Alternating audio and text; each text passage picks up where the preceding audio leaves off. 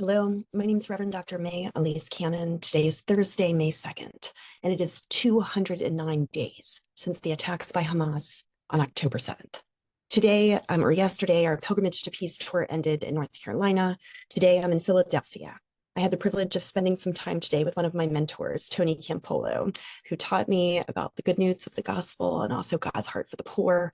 And it was wonderful and encouraging to spend time with him. He is, frail in body, but strong in spirit and in mind. And all he wanted to talk about was what was happening in Gaza. And he kept saying to me, but what are you saying to the churches? And what Bible verses are you using? And he kept talking about speaking the word of God. And he encouraged me to go and spend time on college campuses and to pray with students. And I just hope that that's an encouragement to you. That we can be an encouragement of witnessing good news, of coming alongside, of encouraging nonviolence, of organizing prayer vigils. We also had a call this evening with organizers of the Gaza ceasefire pilgrimages. Phase 2 is going to be announced at Christ at the Checkpoint in Bethlehem.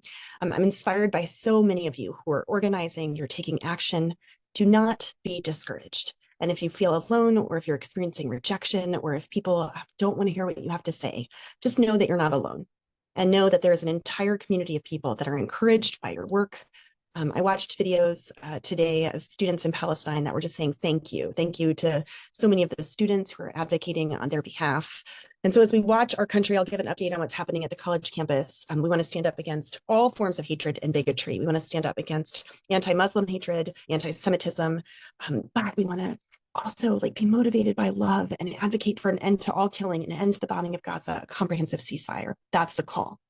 An update on what's going on. In terms of Israel, you may recall in January, I mentioned it's very hard to get news about what's going on in Israel in terms of what's happening in Gaza. Regarding AlJazeera, the security cabinet in Israel is expected to approve tonight. I don't have news about this, halting the Qatari news outlet AlJazeera's operations in Israel. Last month, the Knesset approved a law that would allow the communications minister, with the consent of the prime minister, to order that a foreign channel's broadcast be stopped in Israel, kind of calling it a threat to the country's security. And it's thought that AlJazeera is going to be shut down in Israel. We'll keep an eye on that. The U.S. Secretary of State Blinken, when he was asked about Prime Minister Netanyahu's statement that Israel would enter Rafah with or without a hostage deal, he said, people say things. Let's focus on what they're doing. Let's keep that in mind the next time the White House does something.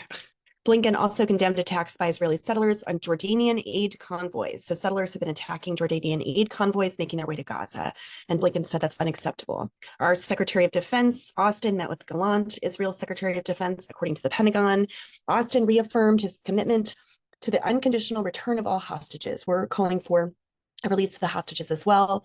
He reaffirmed the commitment to the flow of aid to the Strip and stressed the need for any potential Israeli military operation in Rafah to include a, quote, credible plan to evacuate. Here's what kills me. The U.S. keeps going back and forth. Do you oppose the Rafah invasion, or do you want a plan? And so this is where the White House continues, in my opinion, to contradict itself. In terms of the hostage ceasefire negotiations, Hania of Hamas discussed the ongoing talks that have been happening in Egypt. Qatar's Prime Minister Al-Thani, and so they're supposed to be in Egypt soon. Hania affirmed Hamas's positive spirit in studying the ceasefire proposal. There's no real news in this. Another senior Hamas official said that their perspective is negative, but they're willing to keep negotiating. Hamas has said they're not going to release hostages unless there's a permanent ceasefire in place. We're still hearing that Netanyahu is saying he's not going to have a permanent ceasefire. He's going to keep fighting even after hostages are released. So we really have no real news in that regard. The Gaza pier. The U.S. has attempted to do this. I reported on this yesterday, saying that the amount of trucks, it would be like 150 trucks, but apparently the pier is supposed to be open within a matter of days. In other news, we know that at least 370,000 housing units in Gaza have been damaged, including 79,000 destroyed completely, according to a new report by the UNDP and the Economic Social Commission for Western Asia. They think it will take up to the year 2040 to rebuild the destroyed homes without repairing the damaged ones. The Palestinian embassy in Egypt is seeking temporary residency permits for tens of thousands of people who have evacuated from Gaza during the war. In the West Bank, Ahmad Abu Aful was an operative. This is according to Haaretz in the Tulkarem battalion of the Palestinian Islamic Jihad. He was actually killed today by Palestinian security forces, according to reports. Israel's national security issued a new travel warning for Sweden ahead of the Eurovision song competition, saying that there's a well-founded fear of terrorist actions and anti-Israel sentiment to harm Israelis who attend Eurovision. Israel's Foreign Minister Katz responded to Colombia's decision to break off diplomatic ties with Israel, calling its leader, Petro, a hate-filled anti-Semitic president, who referred to Hamas, decided to side with the most despicable monsters known to mankind. Turkey also halted trade with Israel, according to Bloomberg, and Israeli Foreign Minister Katz said on X that Erdogan was breaking agreements by blocking ports for Israeli imports and exports. He called him a dictator. He said that's how dictators behave. In the US, an update on college protests. Despite arrests, the protests are still continuing. There was a photo journal in the Washington Post. If you can get access to it, it is harrowing to see what's been happening across the US. At UCLA, police and riot gear were facing off with protesters. The protesters had a barricade. Tensions ran very high. Counter-protesters, pro-Israeli protesters, violently attacked pro-Palestinian protesters. And I just want to hear our elected officials talking to everyone and saying no violence, no violence, no violence, no violence. And come on, leaders, let's call everyone to no violence. Pictures showed injured advocates who'd been sprayed with irritants, they'd been beaten. It seems, to me, it's only a matter of time before things are going to escalate and someone's going to be killed. Other pictures showed faculty members at Fordham University in New York standing in front of pro-Palestinian protesters to protect them from riot police. In Gaza, there were these videos of youth showing their appreciation and gratitude to students who had signs with different university names saying thank you for advocating for an end to the war in Gaza.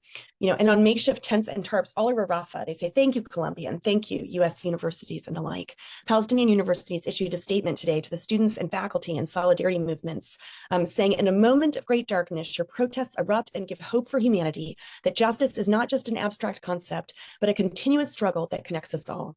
Your values are emancipating the university from structural racism and complicity with power and colonialism. In Congress, the House passed a bill yesterday that expanded the definition of anti-Semitism to include certain criticism of Israel. Critics say that this violates the First Amendment, the right to free speech. This is Lawler's bill. The definition of anti-Semitism is based on the IHRA. I can never remember the acronym, IHRA, the International Holocaust Remembrance Alliance. The definition, my understanding, is not so bad. It's the examples that they give, which conflates criticism of the state of Israel with anti-Semitism. That's the problem. If you claim that the existence of the state of Israel is racist, that's anti-Semitism. If you apply double standards to Israel, that's anti-Semitism. If you're not expected or demanding, the same standards of any other democratic nation, that's anti-Semitism. If you draw comparisons of contemporary Israeli policy to that of the Nazis, that's anti-Semitism.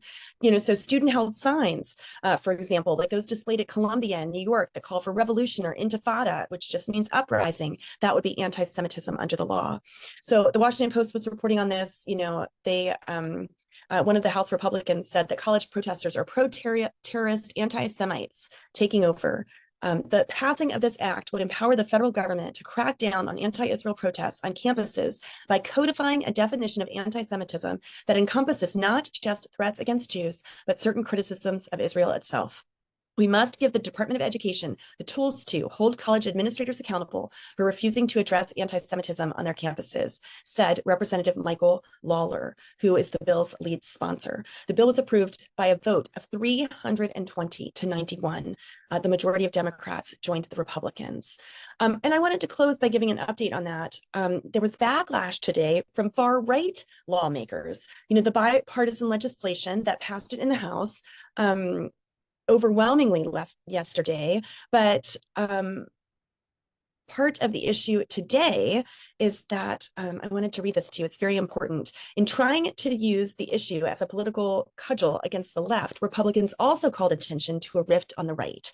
Some GOP members said that they firmly believe that Jewish people killed Jesus Christ. This is directly from the Washington Post. And they argued that the bill, which includes some claims in its definition of anti-Semitism, would outlaw parts of the Bible.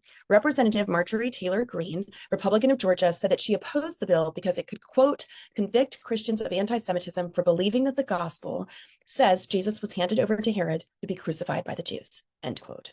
So I wanted to give you an update on that. That is what's happening. There is much, much, much for us to pray about. Pray for peace, work for peace, engage in nonviolence. Do not give up hope. Call for a comprehensive ceasefire.